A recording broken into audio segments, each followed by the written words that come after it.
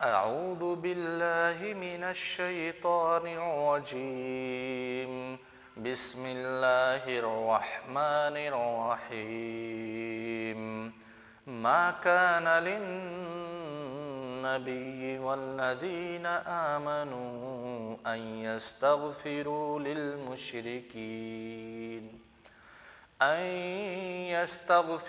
للمشركين ولو كانوا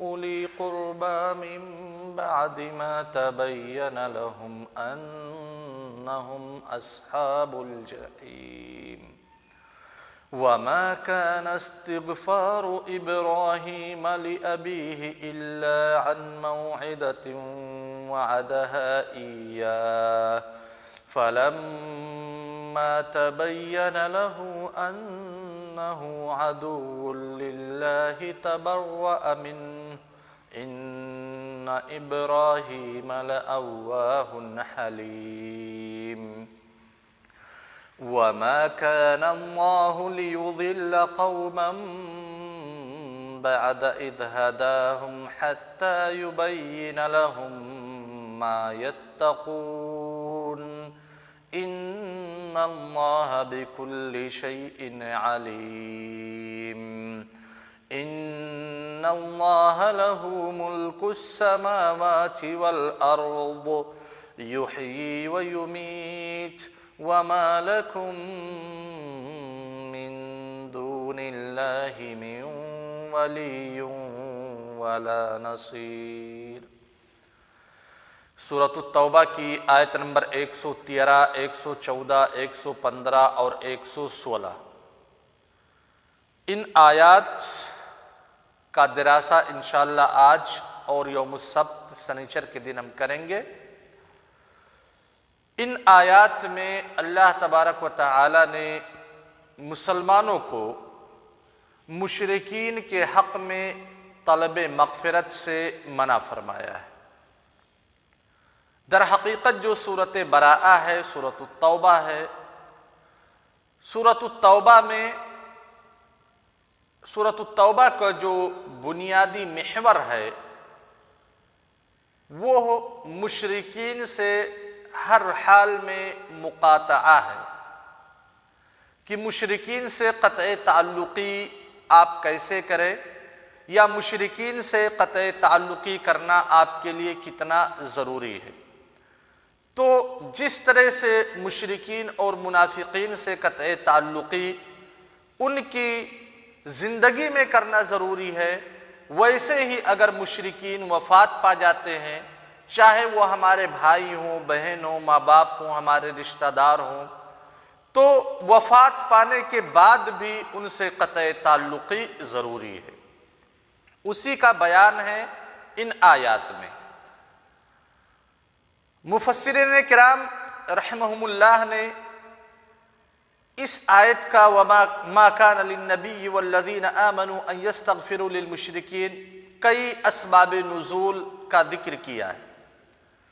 سب سے پہلا سبب نزول جو بہت ہی معروف اور مشہور ہے کہ اللہ کے رسول صلی اللہ علیہ وسلم ابو طالب کے پاس آئے۔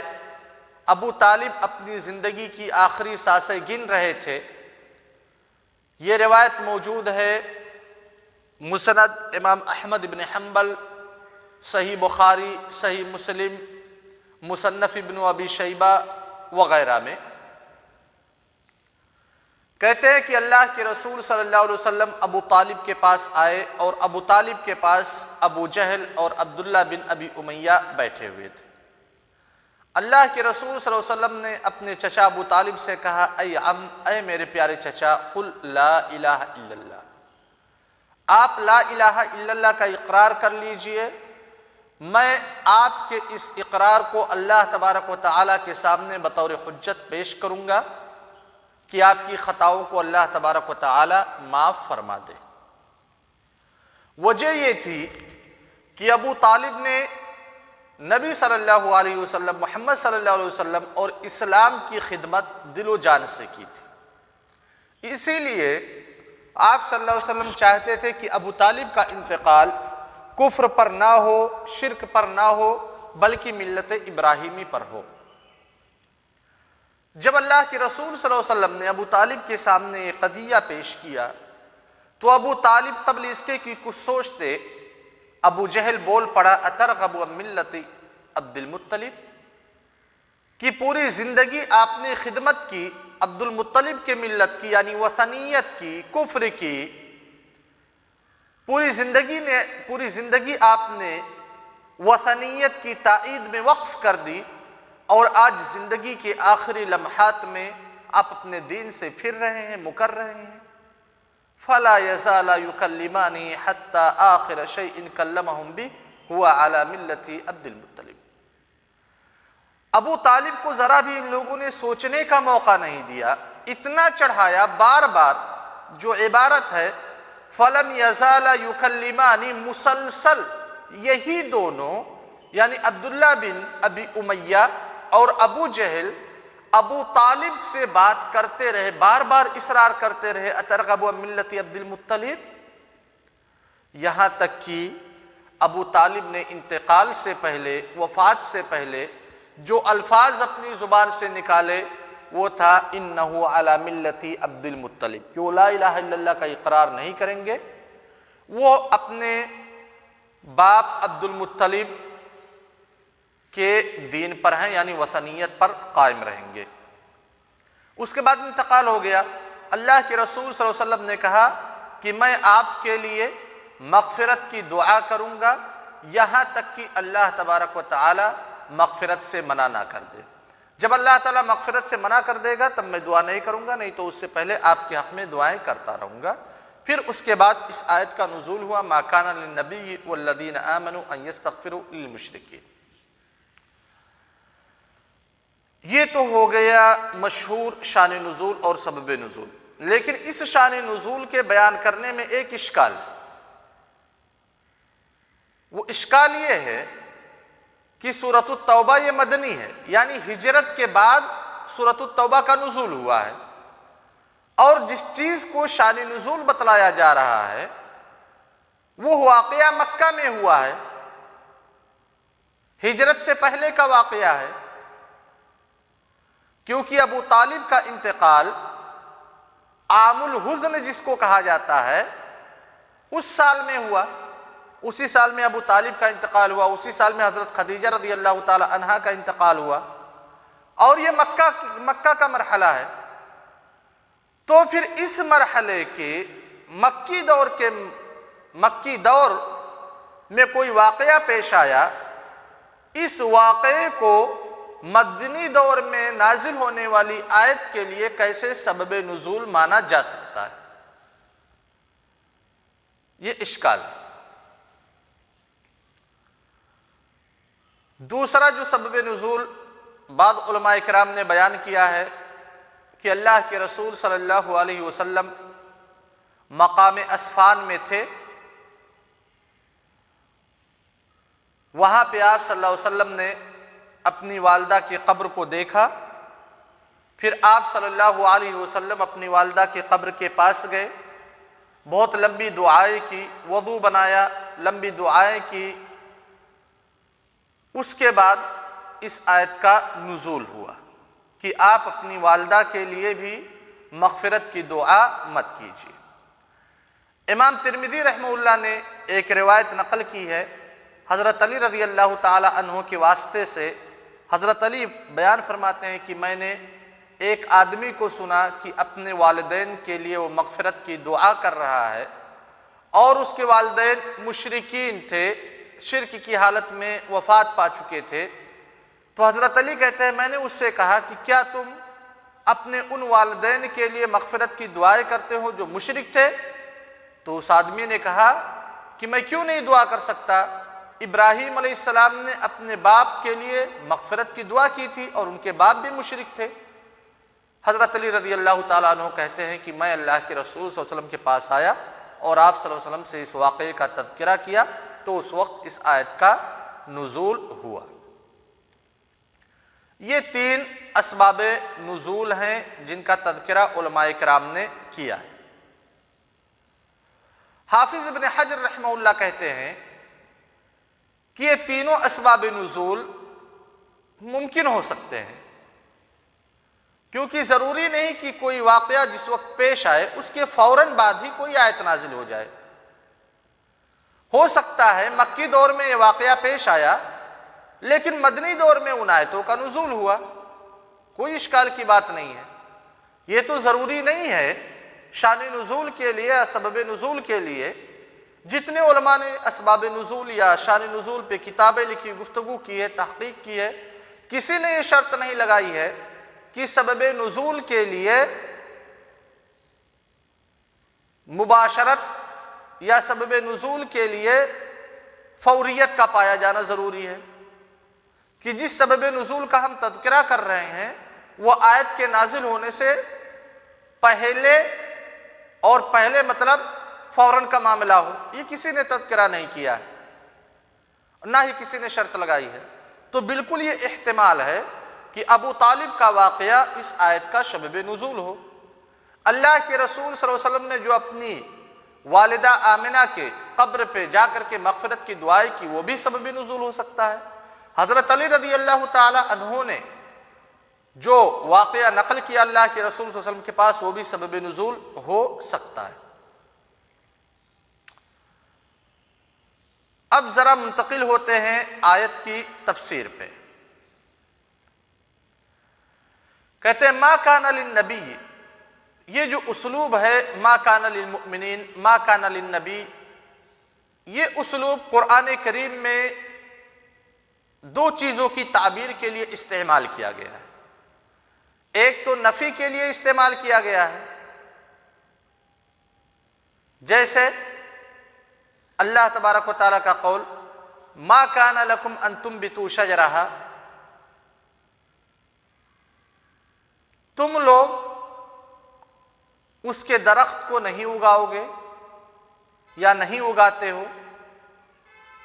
اور ایک ہے نہیں کے لیے استعمال کیا جانا، کہ گرچہ صورتاً نفی پائی جاتی ہے، ما پایا جاتا ہے، ما نفی کے لیے استعمال ہوتا ہے لیکن نہیں کے لیے بھی استعمال ہوا ہے، جیسے اللہ تبارک و تعالیٰ کا قول وَمَا كَانَ لَكُمْ أَن تُؤْذُوا رَسُولَ اللَّهِ أَيْ لَا تُؤْذُوا رَسُولَ اللَّهِ، کہا گیا کہ آپ لوگوں کے لیے مناسب نہیں ہے کہ اللہ کے رسول کو اذیت پہنچاؤ۔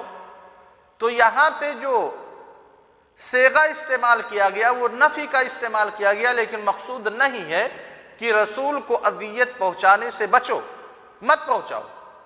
اگر پہنچاؤ گے اذیت، کسی بھی قسم کی اذیت، تو تم عقاب کے مستحق ہوگے۔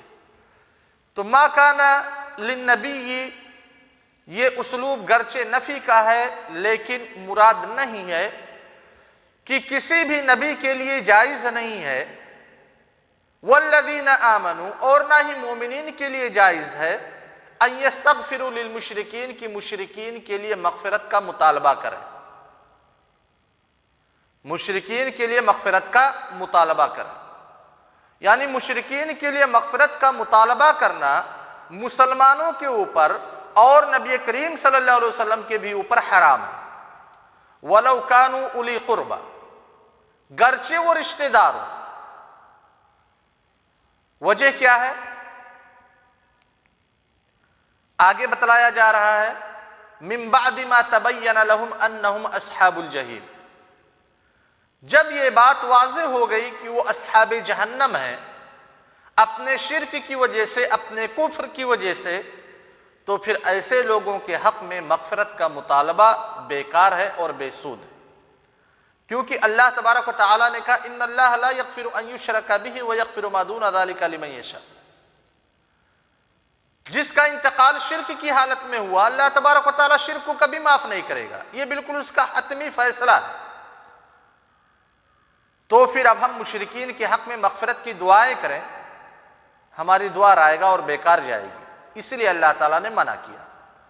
من بعد ما تبین لهم انہم اصحاب الجحیم، جب دلائل سے واضح ہو گیا، براہین سے واضح ہو گیا کہ یہ لوگ اصحاب شرک ہیں، کفر کی حالت پہ ان لوگوں کا انتقال ہوا، حالت کفر میں ان کی موت ہوئی، حالت شرک میں ان کی موت ہوئی، تو پھر ایسے لوگوں کا ٹھکانہ جہنم ہے، اور ایسے لوگوں کے حق میں مغفرت کی دعا نہیں کی جا سکتی۔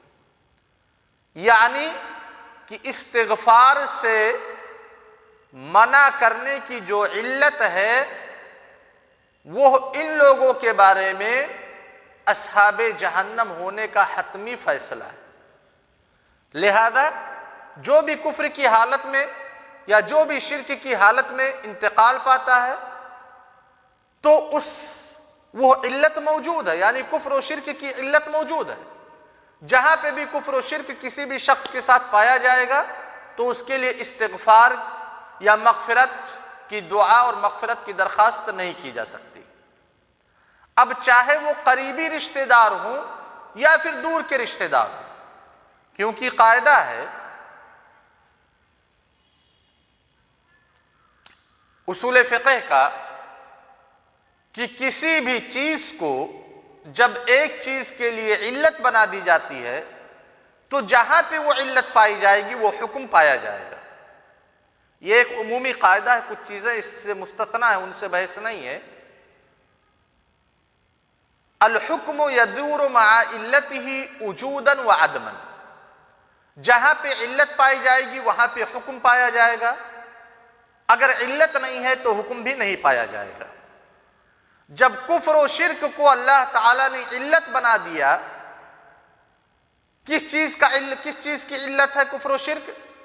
مغفرت سے روکنے کا، طلب مغفرت سے منع کرنے کا، تو اب چاہے وہ قریبی رشتہ دار ہوں یا دور کے رشتہ دار ہوں وہ علت موجود ہے کفر و شرک، لہذا ان کے لیے مغفرت کا مطالبہ نہیں کیا جا سکتا۔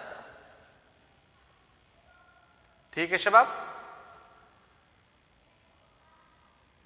یہ تو ہو گئی مردوں کی بات، لیکن جو زندہ ہے کیا ان کے لیے مغفرت کا مطالبہ نہیں کیا جا سکتا؟ علامہ بیضاوی رحمہ اللہ کہتے ہیں کہ جو زندہ ہیں ان کے لیے مغفرت کا مطالبہ کیا جا سکتا ہے، کیونکہ یہ آیت دلیل ہے، شان نزول دلیل ہے۔ کیسے شان نزول دلیل ہے؟ شان نزول میں تو منع کیا جا رہا ہے کہ مشرکین کے لیے مغفرت مت کیجیے۔ کہتے ہیں شان نزول چونکہ مردوں کے بارے میں ہے اس لیے مفہوم مخالف اس کا یہ ہے کہ جو زندہ ہیں ان کے بارے میں دعائیں کر سکتے ہیں، لیکن جو قاعدہ ہم اصول فقہ میں پڑھنے والے ہیں، العبرۃ بعموم اللفظ لا بخصوص السبب، کی اعتبار عموم لفظ کا ہوگا، سبب کی خصوصیت کا نہیں ہوگا۔ گرچہ یہ آیت نازل ہوئی مردوں کے بارے میں کہ جو مر چکے ہیں، وفات پا چکے ہیں، ان مشرکین کے لیے طلب مغفرت نہیں کر سکتے، چاہے وہ اللہ کے رسول صلی اللہ علیہ وسلم کا واقعہ اپنی والدہ کے ساتھ ہو، یا اللہ کے رسول صلی اللہ علیہ وسلم کا واقعہ اپنے چچا ابو طالب کے ساتھ ہو، یا پھر اس آدمی کا واقعہ جسے حضرت علی رضی اللہ تعالیٰ عنہ نے بیان کیا۔ یہ سارے لوگ مر چکے ہیں، یہ خاص سبب ہے۔ لیکن آیت میں اگر ہم غور کریں تو اللہ تعالیٰ ارشاد فرماتے ہیں ان یستغفروا للمشرکین، للمشرکین، مشرکین ایک تو جمع ہے، ساتھ ہی ساتھ الف لام داخل ہے المشرکین پر، وہ الف لام استغراق کے لیے، لہذا جو بھی شرک کے وصف سے متصف ہوگا وہ اس حکم میں داخل ہوگا، چاہے وہ زندہ ہو چاہے مردہ ہو۔ جب عموم کو دیکھیں گے، آیت کے عموم کو، تو نہ زندوں کے لیے مغفرت کا مطالبہ کر سکتے ہیں نہ مردوں کے لیے، اور جب آیت کا عموم ہو تو آیت کے عموم کے سامنے مفہوم مخالف حجت نہیں مانا جا سکتا۔